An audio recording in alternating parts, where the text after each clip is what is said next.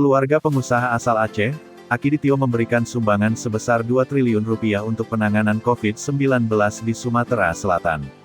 Pengacara Hotman Paris juga turut berkomentar.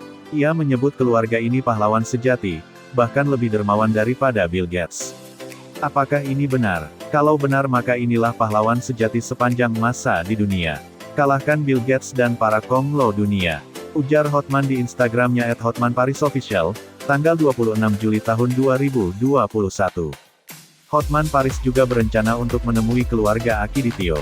Ia penasaran dengan alasan mereka menyumbangkan uang begitu banyak. Halo TV-TV dan media, ini pantas diviralkan. Hotman mau temu keluarga ini, mau tahu isi lubuk hati mereka. Tunai atau barang, tulisnya. Hotman juga menyarankan agar uang tersebut digunakan untuk pembelian vitamin agar dibagikan kepada rakyat ekonomi lemah. Saran, uangnya dipakai beli vitamin D dan C untuk dibagikan ke rakyat miskin, tulis Hotman di Instagramnya.